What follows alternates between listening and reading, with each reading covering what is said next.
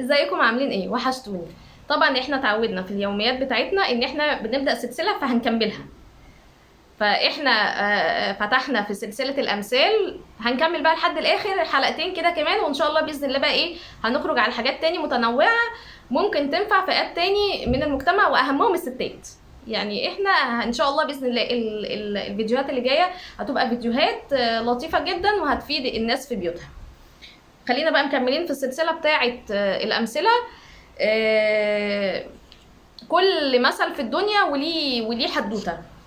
يعني ده تراث يا جماعه، زيه زي الحضارات اللي احنا بنشوفها، اللي كانت سايبه المعابد واللي كانت سايبه الاثار والتراث والثقافات بتاعتنا ليها اول وليها اخر وليها حدوته. فالامثله اللي احنا بنقولها ما جاتش كده ببلاش، كل مثل احنا بنقوله، كل كلمه احنا بنقولها ليها حدوته. فتعالوا بينا نعرف كده في السريع حدوته بعض الامثله اللي احنا ممكن نكون بنقولها واحنا مش عارفين اصلا دي كانت بتاعت ايه. فبقدر الامكان هنحاول ان احنا نلم لكم بعض الامثله ونقول لكم الاصل بتاعها ايه. طيب، اول حاجه اللي ما يعرفش يقول عدس.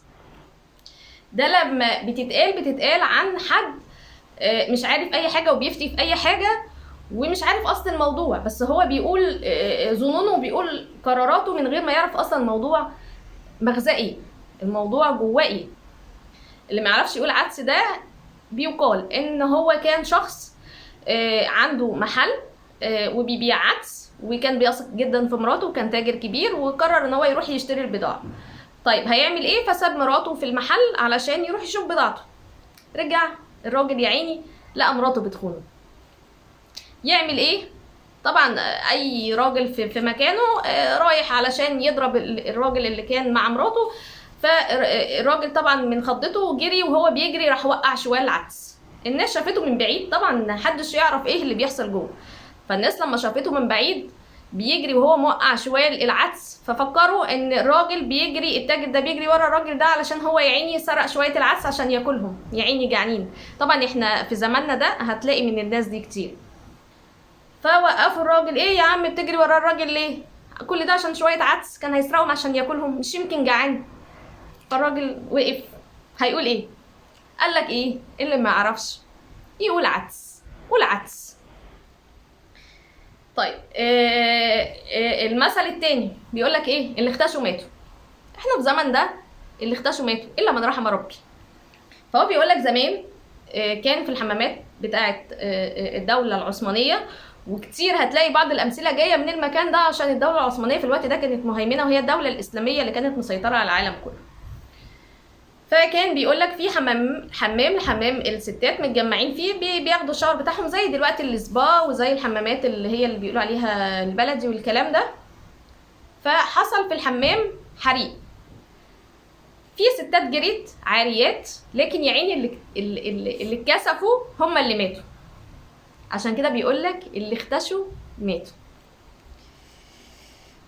طيب في مثل تاني، هي كلمة احنا بنقولها على طول وهي شغالة معانا وهتفضل شغالة معانا لحد يوم القيامة، ما هي كوسة. طيب ما هي كوسة دي ليها أصل؟ ليها أصل وليها فصل. زمان في دولة المماليك كانت الأبواب بتقفل بالليل وما كانوش بيدخلوا أي حد ولا كانوا بيخرجوه. كان التجار بتاع الخضار بيبقوا واقفين ورا الباب مستنيين بقى الصبح ان شاء الله علشان يخشوا ويبيعوا الفاكهه بتاعتهم، الا اللي بيبيعوا الكوسه. ليه بقى؟ عشان الكوسه بتبوظ بسرعه، فبيقرروا ان هم يفتحوا لهم الابواب بالليل ويدخلوهم. فيقف واحد من التجار الحلوين اللي واقفين بره مش عارف معهوش كوسه للاسف، فقال لك ايه؟ ما هي كوسه. هي كوسه، هي الكوسه موجوده في كل حته، يعني من زمان لحد دلوقتي موجوده. طيب في بقى اللي هي ايه؟ رجعت ليمه لعادتها القديمه. رجعت ليمه لعادتها القديمه. طيب دي بيقولوا ان هي قصه لواحده اسمها حليمه زوجة حاتم الطائي اللي اشتهر بكرمه. الزوجه دي كانت بخيله جدا، الراجل ده كان كريم فمش عارف يعمل ايه. بيقولوا لدرجه ان هي لما كانت بتيجي تحط السمنه في الاكل كانت ايديها بتترعش كده عشان مش عايزه تزود من السمنه دي. فالراجل فكر وقال لك ايه، طيب لما اقول لها على حاجه ممكن تزود بيها وتخليها كريمه وتبقى الدنيا لطيفه. طب هيعمل ايه؟ قال لها بصي، انا سمعت ان الناس القدامى بيقولوا اللي بيزود السمنه في الاكل واللي بيزود وبيعمل خير كل يوم ربنا بيطول في عمره. طبعا مين فينا ما يحبش ان عمره يطول؟ فالست لما سمعت كده قررت ان هي تكون كريمه يوم عن يوم عن يوم لحد ما بقى اكلها يظبط، وبقت الست كريمه وجميله ولطيفه، لحد ما جه في يوم وابنها اللي بتحبه اكتر من نفسها توفى. فبقت الست تعمل ايه؟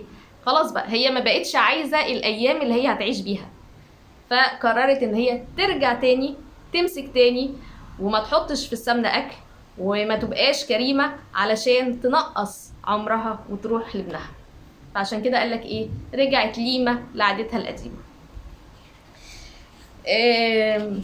امثلة وحاجات من التراث الجميل اللي احنا لازم نبقى متمسكين بيه. يعني هو التراث مش ذهب، مش ارض، مش لا، في عادات في تقاليد، في كلام، في حواديت، في حاجات لازم نفضل متمسكين بيها. طيب بيقول لك ايه؟ في مثل تاني بيقول لك ايه؟ دخول الحمام مش زي خروجه. لا يا انت داخل حاجه خارج حاجه تاني. طيب بيقول لك برضو زمان في تركيا اللي هي في الدوله العثمانيه كان في بقى في حمام للستات في حمام للرجاله. فراجل قرر ان هو يعمل ايه؟ يقول للناس الدخول ببلاش.